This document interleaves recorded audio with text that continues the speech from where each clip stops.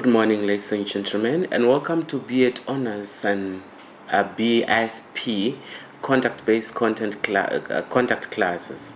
The subject is Teaching and Mentoring Assessment A, and today I'm going to take you through to prepare you for examination that is coming very soon. My name is Mr. Thaddeus Shikukuma, and I am the lecturer or the tutor for this subject. First of all, it's very crucial for us to have a look at the action verbs. The action verbs help you to understand or to be able to tackle or deal with a question if you have to answer a question. So the verbs, if you have a broader understanding of a certain action verb, so it's easier for you to approach any question in an examination that might come your way. Okay, let's look at the words one by one. We have the word analyze. If you are required to analyze, what is that you are exactly going to do with that question in an examination? You are simply going to examine information in detail based on what you are given. So you examine information in detail. Should you have a question that have an action verb, because that's where your concentration is, you look at the action verb. If you see the word or the verb calculate, then obviously that requires you to give a numerical answers from the given figures. And then if you are to comment, then you need to discuss briefly by giving positive and negative points on that specific question.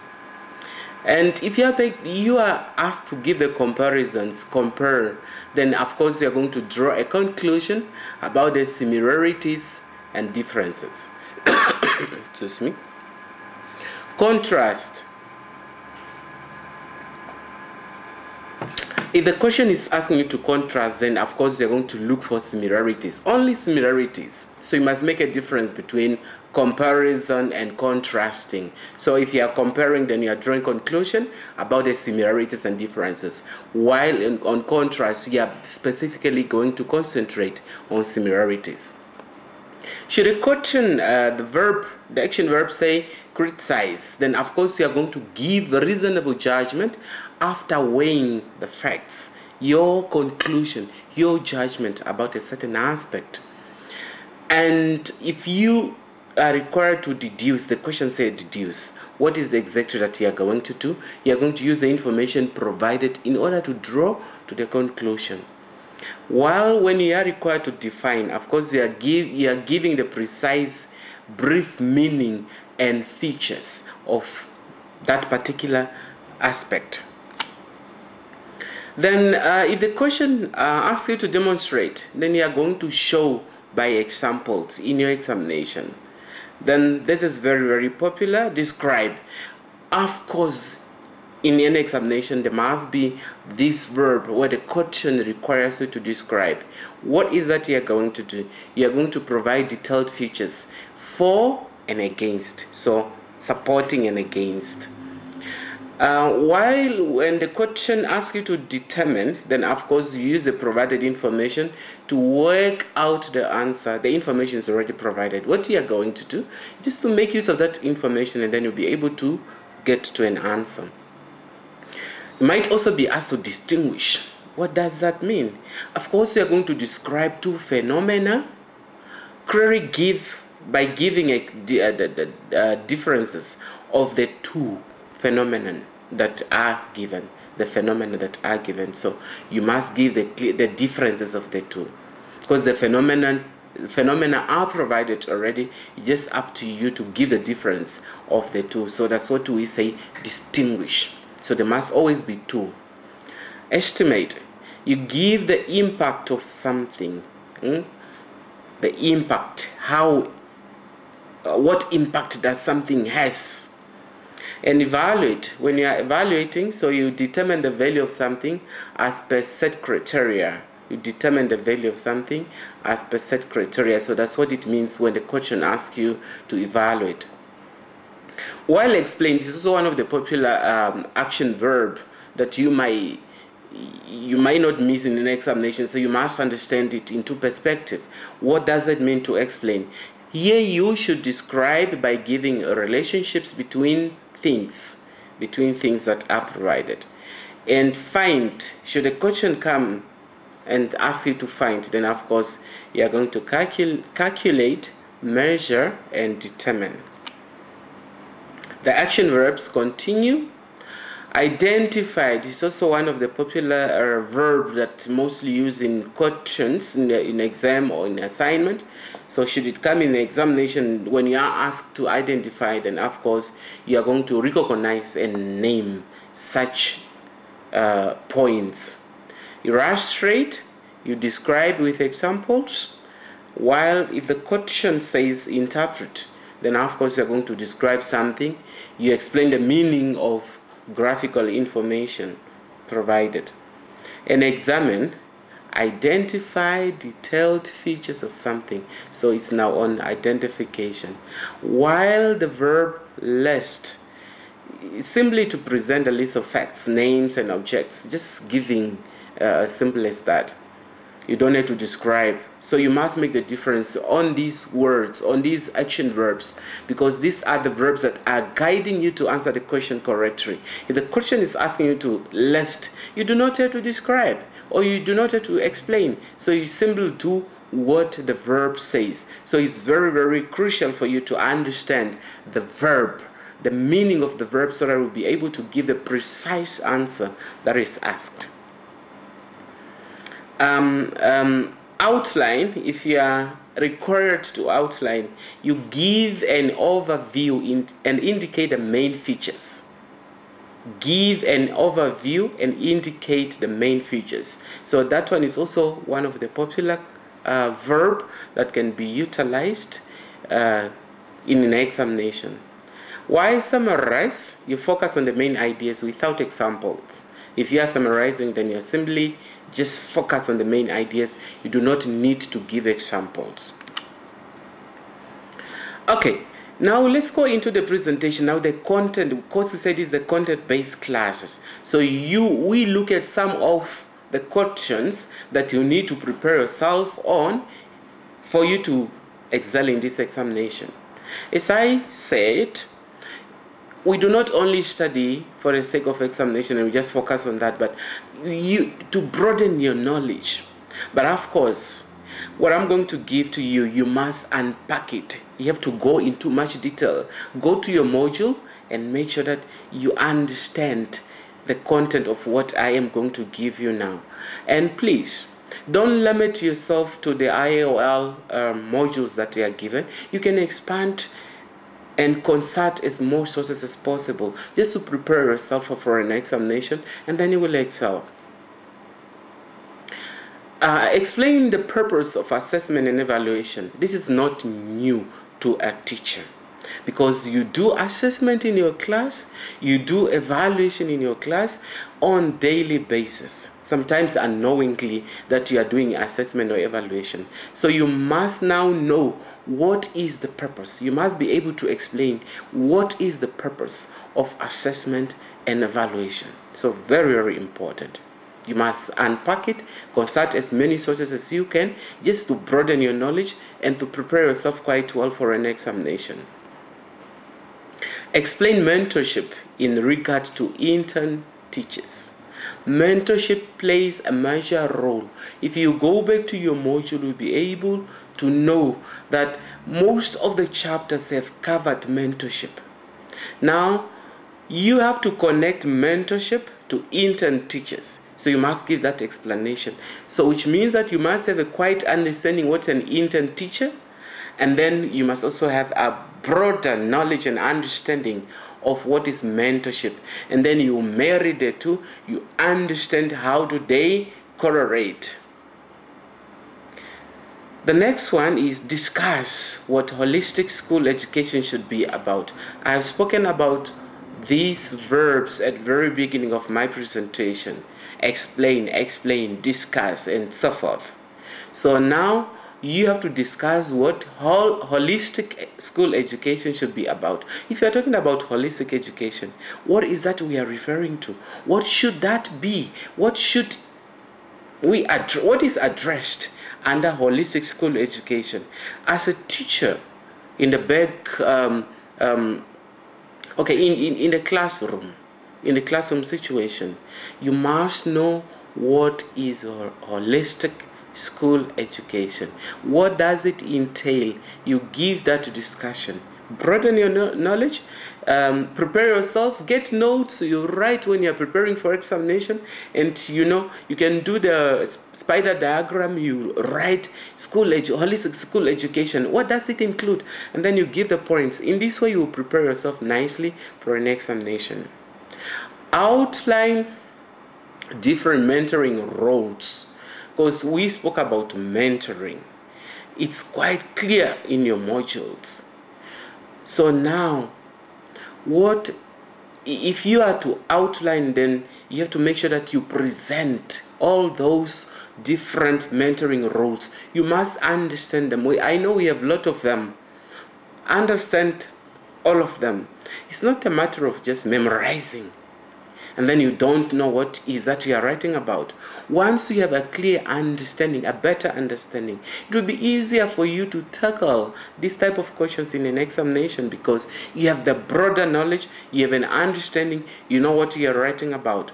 But if you memorize and you just put them on the paper, they might not even be clear because you don't know what you are writing. So it's very, very important to understand it into perspective, have that broader knowledge, then you will be able to perform well in an examination.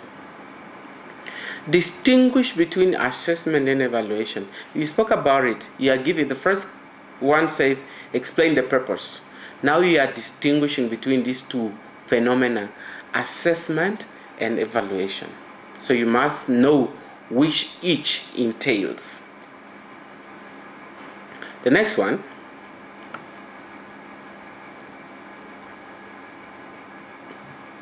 explain why it is important that teachers do effective lesson planning.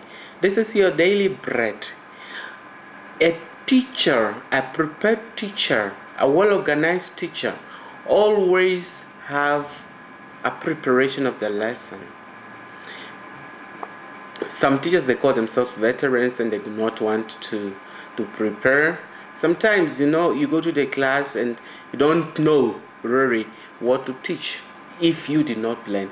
So therefore you must be able here to explain why is it important that teachers do effective lesson planning, not just lesson planning as such, not just a mere lesson planning, but it says effective lesson planning. Understand this in perspective. And I know this is what you do on daily basis, so it's not news. So you are going to excel with this question in an examination. The next one, ladies and gentlemen, analyze the benefits of mentoring and coaching. We spoke about mentoring, and then we are speaking about coaching. Now, are they beneficial? How? What? Outline now, analyze what are the benefits of mentoring and coaching. You have to do that analysis. Analyze. Remember the verb, the action verb, analyze. So you have to analyze the benefits of mentoring and coaching. Okay, we continue with the presentation. The next one, outline the benefits of sandwich feedback technique. This technique called sandwich feedback. What are the benefits? So you must understand now, when we are talking about sandwich, what is that we are referring to? So what are the benefits? Because once you understand now the terminology itself, then we'll be able to connect what are the strings that are attached to that particular technique. Now, remember here we are talking about the benefits. What are the benefits? Outline them. The benefit of sandwich feedback technique. Because what is the focal point here is the technique, which is called sandwich feedback. And then what are the benefits? You must have a clear understanding of that. The next one, ladies and gentlemen, is to list. Remember the verb, the action verb, list. You don't have to explain. You simply give just a list. Okay? List characteristics of effective mentors. The mentors to be called effective. What are those characteristics? Just list them. You don't have to explain, don't have to describe, don't have to define and so forth. But what we are going to do is a mere listing. Define the term continuous assessment. Very, very important also in an education setup. Continuous assessment. What is your understanding? As I said, don't just simply memorize and copy and paste and then, but yeah, you know what we are talking about. Continuous assessment, because this is also one of the activities that you perform on daily basis. Continuous assessment, maybe not daily basis, but termly basis or monthly basis or once a week, but we do continuous assessment as per the requirement of the Ministries of Education curriculum. Differentiate between formal and informal continuous assessment. Okay, that means continuous assessment comes into two different formats, which means that we have the formal and informal continuous assessment. What are the differences? You go back to your modules, you go back to different sources and then unpack this. Have a clear understanding of what we are talking about when we are referring to formal and informal. So you make a difference because they are not the same, and you do this on a regular basis back in your classroom. The next one is name integral part of critical thinking. We encourage in the classes, we encourage critical thinking to our learners. Now, name the integral part of that particular terminology, critical thinking. What are name the integral part of it. Based on contemporary, so that's the next one, contemporary society, outline characteristics that shape society. We are not only operating as teachers. Remember, as a teacher, you have a huge responsibility of taking care of nurturing these children into responsible adults in the future in the society. So most of the time you spend most of the time with the kids, unlike the parents. The parents only see the kids in the evening, but throughout the day, as a teacher, as a principal, as head of department, as an inspector of education, you spend most of the time with these kids. So you are responsible to train them on morality, shape them into responsible citizens. So therefore this question says, based on contemporary society. So now you have to outline characteristics that shape society in general with your understanding. Ladies and gentlemen, the next slide. List practical strategies that can help mentees build a relationship with their mentors. It's very, very important, because as a teacher or maybe head of department or principal, you are allocated with that particular individual, and that particular individual is the person that you are supposed to guide, you are supposed to help to bring that professionalism into a person with positive characteristics and so forth. Now there must be a good relationship between a mentee and a mentor. Now this question requires you to list the practical strategies that can help the mentees to build a relationship with their mentors. So that's also a very important question. And practical wise, in a school situation, that is something that should build also the school, not only building the relationship between individuals as a mentee and a mentor, but the general atmosphere at the school will be conducive if there is a positive relationship between a mentor and a mentee. In conclusion, ladies and gentlemen, I would like to tell you that please prepare thoroughly for examination, revise all the units, and once more go back to the verbs, the action verbs that we have spoken about at the very beginning of the presentation. They are very important and they can guide you not to misinterpret the question or to give what is not asked, not to explain when you are required to describe, but you can only excel on this if you happen to have an understanding of each of these action verb. You should have an understanding of each verb and answer precisely what is asked. You know, in most cases we answer what we know or what we want, but a question, it's guiding us what is that you should give. It's directing you. You should give this. Don't give what you want. Don't give what you know. Give what the question is asking you to do. Utilize the experience. It's very important. I have emphasized on this in more than 2 occasions, that use your experience as a teacher in the classroom. Do not leave any question unattended. It's also one of the mistakes people make. When they get in examination, some of the questions, they leave them out blank.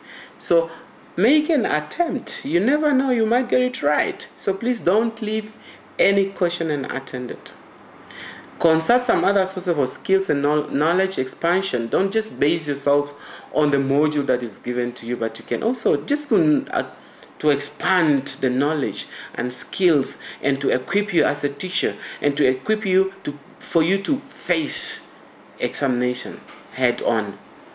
All the best of luck. You can call me on my mobiles 0811480977 or 0812531801. You can also drop me an email. My email address is tshikukumu@yahoo.co.uk. Best of luck and thank you very much for coming.